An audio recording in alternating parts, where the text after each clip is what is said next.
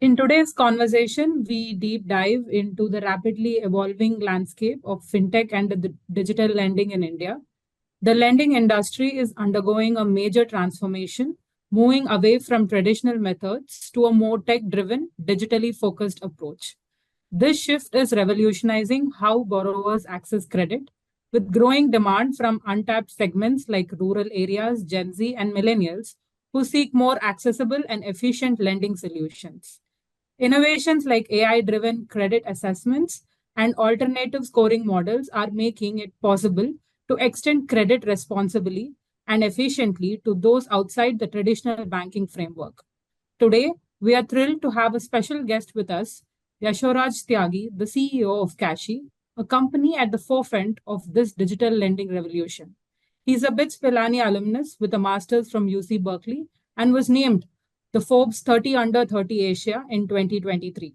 During his tenure at CASHe, he successfully spearheaded the transformation of its business processes, launched industry first solutions, and diversified its product portfolio, helping the company gain critical market share and user base.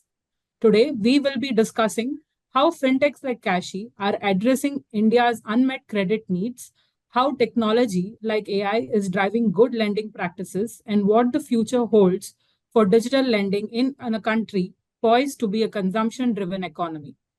So, welcome, Yasharaj. Uh, we could start off with a walkthrough of the journey of Banix since its inception, how the company has evolved, especially following the launch of the platform in 2016. Thanks, Nishita. Thanks for a very kind and very generous introduction. Happy to be here.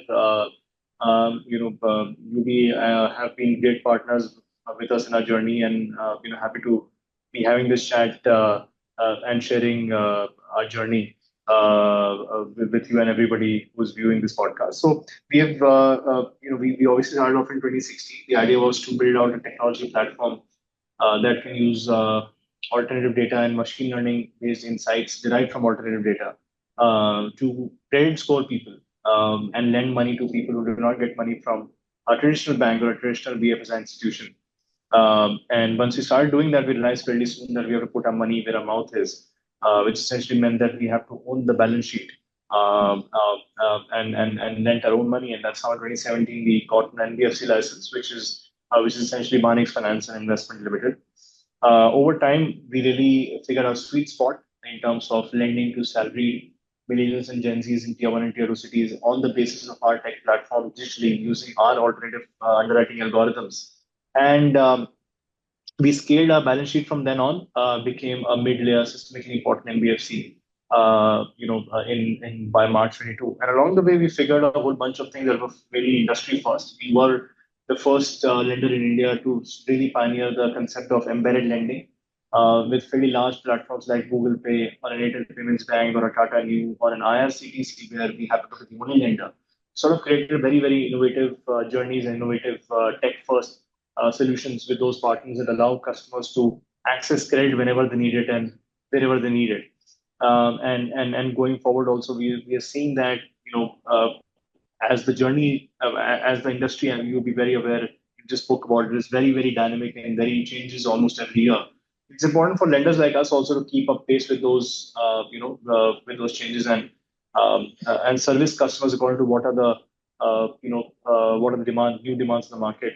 And hence we've also sort of tweaked and varied our ticket sizes, tenures, product types that we sort of lend to customers. Earlier we used to do 5,000, 10,000, 15,000 rupee loans. Right now, we're looking at much longer tenure, much larger ticket sizes. Also, in specific categories like electric vehicles, where we're very rapidly expanding our presence through a dealership-led network for electric two-wheelers as well. So, yeah, very exciting times to be in this domain, and pretty kicked about what the future holds in store for us. And again, happy to be chatting alongside with this alongside our partners. Right. Thank you, Yasharaj. That gives a quite insightful journey into Banix. Could you kind of tell us a few factors where the CASHe setting itself apart from traditional lending platforms, and what specific market gap does it address, and how it's kind of helped you shape your position in this overall lending ecosystem as such?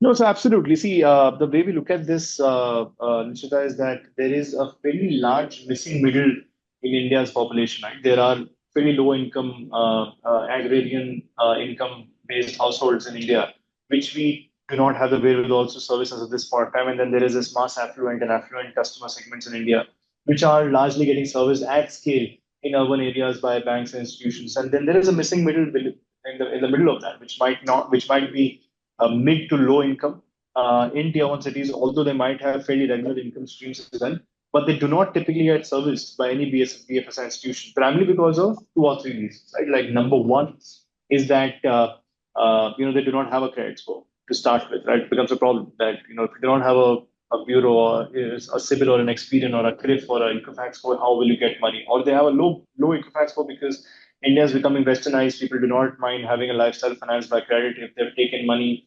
and spent via credit cards. They did not repay any EMI on time. The credit scores go fairly low, and they're locked out of credit because you need money to now. You need to take more credit to fix that, and nobody's going to give you money. And number three, that the kind of credit that people typically need for a lot of newer use cases is for tickets as in tenure that a lot of traditional BFSIs might not find it worthwhile spending the time on. Think about like a 30,000, 35,000 rupee loan for 3 or 6 months. So there were these white spaces that we figured that we can really solve using technology. And that's a platform that really built out. We built a fairly large customer acquisition engine, which basically acquires customers for who are taking credit for these use cases and then service them digitally. And number two, obviously, the differentiating factor is what I mentioned about embedded lending. And how can you go to a lot of other financial services platforms that are not lending companies and lend over there? And third, last but not the least, we own the balance sheet, we own the technology platform, so it becomes fairly easy for us to adapt to changing market needs. If we need to do longer term, large ticket size loans, we can basically adapt a lot faster to that because we're not relying on somebody else's balance sheet as much to do these changes. Absolutely. As you mentioned, a good portion of the current level generation do not have a traditional credit history. So, probably if you can shed a bit light in terms of how CASHe specifically assesses the credit here, given that there is no traditional credit history as such, and how a typical borrower profile would look like. Like, would it be a salaried, self employed? What would the current mix be in terms of the overall profile as such? Yeah, so I'll start with the second question first. More than 99% of our customers are salaried. More than 70% of the customers come from the top 30% of companies in India in terms of when you look at market cap and employee sizes. Most of these customers, because of them being salaried and because of them coming from these kind of companies, come from the top 10 cities in India, which are tier one and tier two cities. So that's fairly said and fairly given. Now, how do we credit profile those people? See, it's a traditional mix of intent to repay and ability to repay.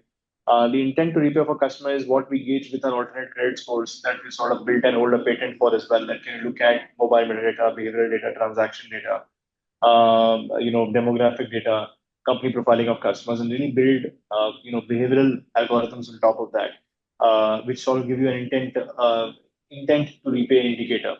The ability to repay comes from bureau trade lines. How leveraged the customer is, what kind of obligations has he taken in the past. So we do not really look at the bureau scores as much as we would like to look at the bureau trade lines, and then we sort of combine the two and sort of get to a final mix of what kind of credit the customer would be given in. And obviously here, not having a bureau is not a deal breaker. As long as we're able to establish an intent to repay, we're absolutely fine. Understood. And in terms of the loans which are given out, would you be able to give us a overall idea or average metrics in terms of your ticket size, the tenor, and the IRRs at which you lend? The typical ticket sizes are on a run rate basis, going forward basis, hover at 70 to 75,000 rupees per customer. The tenures hover at right now 7 to 8 months per customer on a go forward basis. The IRRs, I would say, I would break it down into interest rate and processing fees. On the interest rate basis, we go from 3% to 3.5%, 3.7% on reducing balance basis, which technically takes you to 36 to 40 to 43% on reducing, or on a flat basis, it takes you from a 24% to a 30% flat. And And then be a minor component which might or might not be there of processing fees per customer, which changes depending on repayment propensity, the kind of product the customer has taken, or whether the customer is a new or repeat customer. Understood. The processing fee would be more one time Yes, level. yes, yes. Got. And now going towards a bigger picture, like given that the current landscape in which you are in the sector you operate, and Yeah. with the constantly evolving regulations from the authorities, what do you see as your biggest challenges or, let's say, opportunities in this space right now? No, see, the opportunities are immense. I think I would not say the constantly evolving thing by regulators. I would more so say that there's every industry goes through cycles. I think lending itself went through a bunch of its own cycles for the last 24 months, right? And now we're seeing a stage of maturity and stability coming in, which we see a bunch of consolidation possibly happening across different lending segments. Will be unsecured lending, SME lending, microfinance, and things like that. What that allows you to do is it also sort of clears the playing field in a bit, that allows you to know that who are the who are your peer group really are. It makes it easier for and the government has done a lot for that. It makes it easier for customers to get a sense of who are the legitimate players in the market, because there was a lot of problems around that earlier as well, where there were unscrupulous lending apps coming up and getting listed, and then people getting caught in those debt traps as well. So, those things have been cleared up to a large extent. FACE, which is one of the organizations that we were co-founders of, which is FinTech Association for Consumer Empowerment, just became an SRO 2 weeks back, which is a self-regulatory organization, which is RBI's first SRO certificate given to anybody in India. So, being with that, it also allows you to sort of socialize a lot more with the regulators, with the government, with other players in the same domain to sort of go ahead and understand that where the macroeconomic landscape is looking like. For us, see, looking at all of this, we believe that lending is going to get more verticalized. That's why we're focusing a lot more end-use focused lending, whether it be lending for EVs, lending for healthcare reasons, lending into schools or trust accounts for school fee financing. That's how we're sort of looking at growth further coming in which we finance particular end users. Understood. Moving a bit more closer, specifically in terms of your financial metrics as such, would you be able to provide an overview of your current capital structure and what your current levels of debt look like? Probably you can go a bit into who your major lenders are as well. Yeah, so see, being a balance sheet heavy company, we are, the way we are structured is that, we have roughly got somewhere around 160 crores of debt on the balance sheet, which essentially makes us fairly adequately leveraged as of this point of time. We obviously have a headroom to borrow significantly a lot more. A lot of our capital also gets deployed towards co-lending, in which we can leverage our balance sheet significantly more than what you could do in typical balance sheet leverages, which allow you to do it 2.5 times. Whereas in a co-lending structure against a particular FLDG cover, you're able to lever yourself probably like 9 or 10 times as well. And that's how we sort of looking at a 50-50 mix of our net worth deployment between co-lending and on balance sheet. So that is number one. Number two is that on a cap table structure, we have an Indian holding company with the name of Aries Financial Technologies, which 100% owns our NBFC, which is Mahanik's Finance and Investment Limited, along with also owning a few other group concerns, which hold a mutual fund distribution license. One of them, the other one, which we just got on board, also owns a insurance brokerage license. So that's really how we are structured right now. Understood. On your co-lending partnerships, we see that your lending and disbursements in terms and the number of partnerships have been increasing in the last few quarters. Can you Correct. elaborate a bit more on this and how they contribute to the overall growth strategy as such? You mean the additional lending partnerships?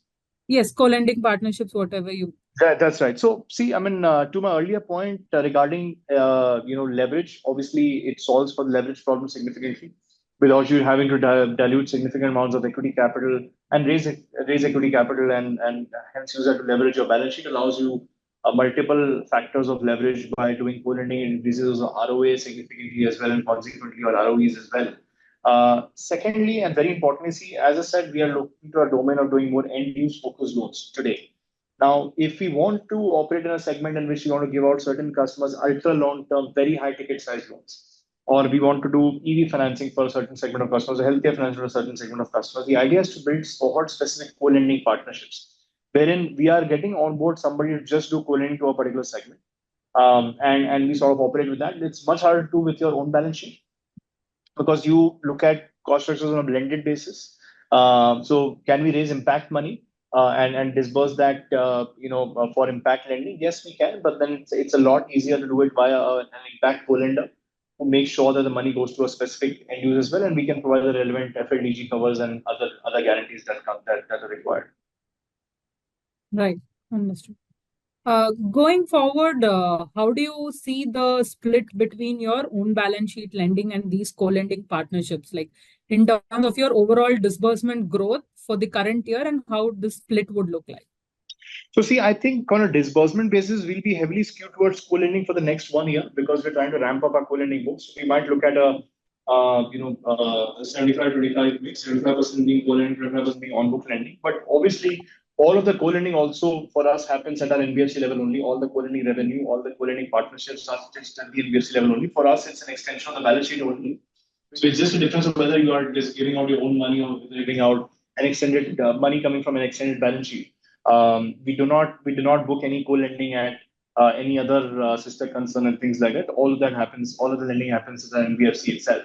So with that being said, as I said, we're looking at most of the new incremental disbursements, 75% that are happening in co-lending because as we switch towards larger ticket and longer term loans, it makes it easier to do it via co-lending channels and then build the relevant borrowing or lender base for our own balance sheet to also support that kind of borrowing is what we're trying to do. Got it. Makes sense.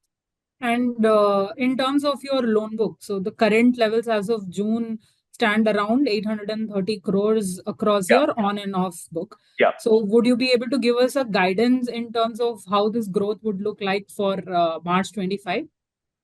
So, for as of March 25, we might end up at a number of somewhere around 950 or to 1,000 crores because of the incremental disbursements that we're expecting to come in via a couple of new co-lending partners that we are in the midst of going live with some very large ticket NBFCs in the upper layer category. And with that coming in, we're looking at some additional incremental growth coming in as of from now to the end of March. Understood. And would you be also, in terms of credit costs and profitability, could you share a guidance on that as well for FY25? So as credit costs are concerned, see the way we look at our monthly sort of P&Ls as well as the end of the year P&Ls for us right now is that we are looking at something like a provision of 6.5 to 7% on disbursement basis that we create on a monthly basis, which is essentially slightly on the higher side because we want to remain adequately covered for even at the end of the year. Even though actual credit costs on a go-forward basis on disbursements will land up to a number lower than that. So that is basically on the credit cost bit. And as I say that, we also keep throwing up our previous provision covers as well as every month opens up and we see actually how did the actual NPS stack up against the provision covers against that had been created. As far as the profitability is concerned, see what we look at is that there were a couple of components within our P&L schedules that were basically done as per some earlier private equity requested structures which when we did our last round, which have also been dissolved as I speak, which basically adds to a incremental cash line items in our P&L. This number was equivalent to a 30 to 35 crore or outflow last year. If you look at our audited financials, which will not be there this year. So obviously we're looking at some healthy add back of that number in the P&L today as well, and we're looking at going to a run rate wherein somewhere close to where we did or where we closed FY23 at. Understood. That gives us a lot of information. Thanks, Yashoraj. Just quickly wrapping up, if you could just give us the current levels of your free cash and cash equivalents, broadly to get an idea in terms of your overall liquidity. Sure. So on a average basis, we typically end up having around 20 to 25 crores of cash in bank during the course of the month. Obviously, during certain times of the month, it might go slightly lower due to some certain payouts and things like that. But that's basically the amount of unencumbered cash that we might have. So, and this would be in terms of your both debt repayments and the OpEx requirements for the coming months. Yes, yes, yes. Great. And also happy to share that we are in the final stages of closing out an equity infusion as well into the company. The quantum and nature of that we'll quickly confirm as soon as we have that. But at this point in time, I will put definitely in a position to share that anytime now we are expecting that to happen as well. So that will also give out comfort to a lot of our partners in terms of how we can look at incremental business going from here. Right, that's wonderful to hear. That should give a much more additional comfort into taking an exposure. Yeah. Thank you so much for taking the time out and being with us here. This has been really helpful in understanding the overall structure of the company. Thank Thank you you. so much.